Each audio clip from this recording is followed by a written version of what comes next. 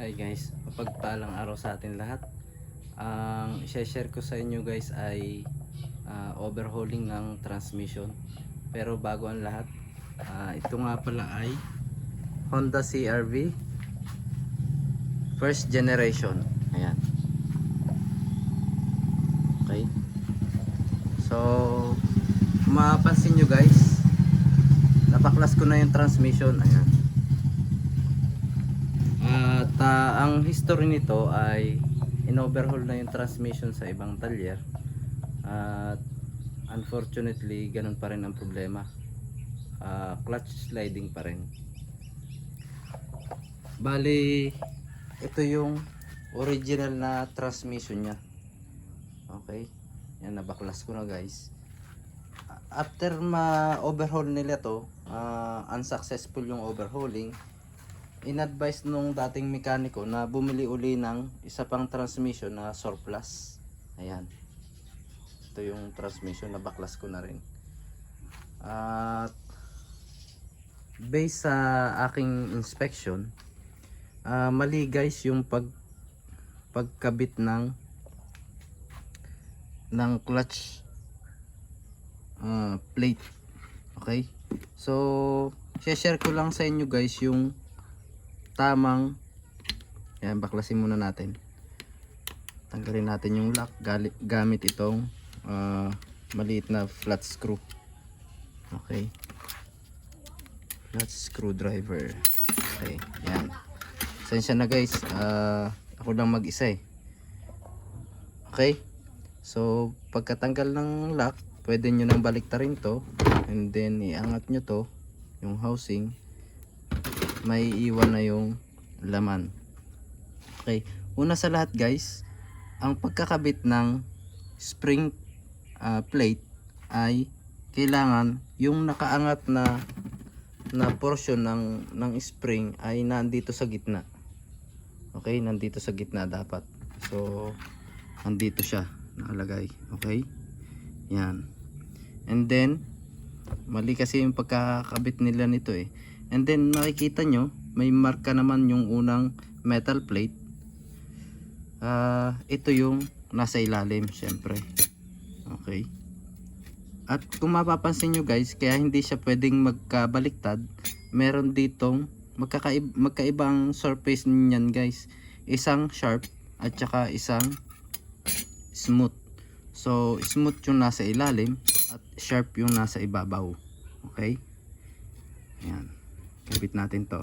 Okay, and then next yung clutch pressure plate naman, hindi rin pwedeng magkabaliktad to guys. Kailangan smooth naman yung nasa ibabaw at sharp naman yung nasa ilalim. Okay, so salitan lang yan guys, isang metal at saka isang pressure plate.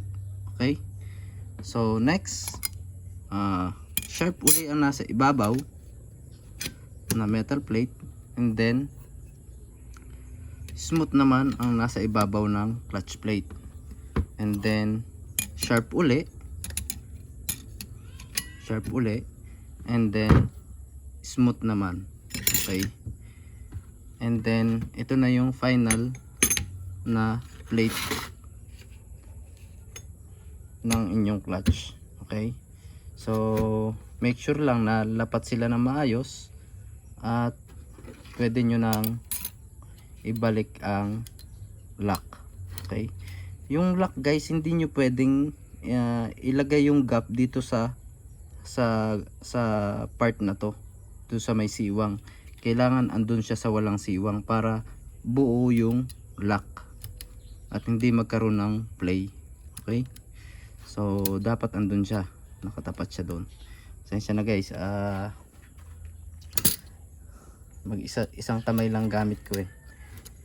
Okay, yan, pwede nyo nang kabit yan dyan. Okay, yeah, yan, nakabit na. So okay na yan. At saka yung play, kailangan na angat nyo siya ng konti. Ito, so okay na yun guys. And then itong mga gear guys, may sets of needle bearing yan sa loob. Kailangan din na iikot nyo siya ng smooth at walang ingay. Okay, papakita ko sa inyo yung needle bearing dito kasi yun naikabit ko na eh. So ito guys yung sets of needle bearing. Ayan, kailangan na inspect nyo rin yung bawat needle bearing. Kailangan walang bungi at yung circumference nya ay maayos, hindi bengkong. Okay, so of course yung mga gear dapat walang bungi din, wala ding bungi. Okay, and then yung paghihigpit guys ng mga valve body mula dito sa oil pump, kailangan guys gumagamit kayo ng torque wrench para ayan, para maayos ang higpit, walang maluwag, wala namang over tight.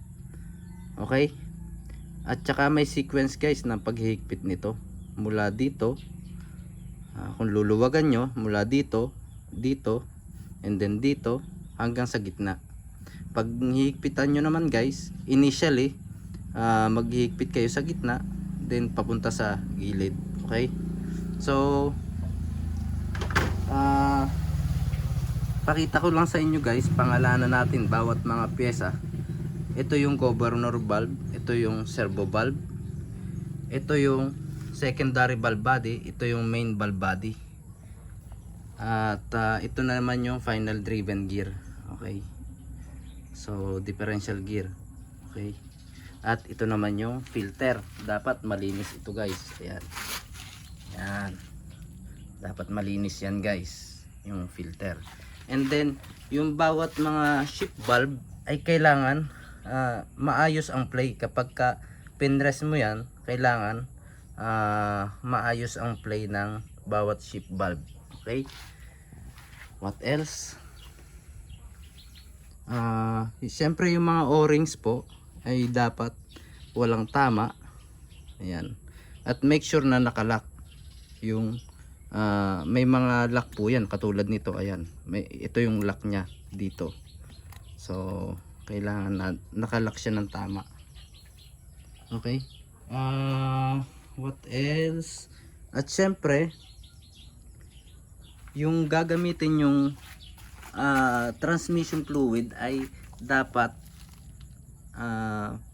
yung genuine lubricant ng Honda. Kung Honda man yan, edi syempre Honda transmission fluid. Ano pa ba? Ayan guys,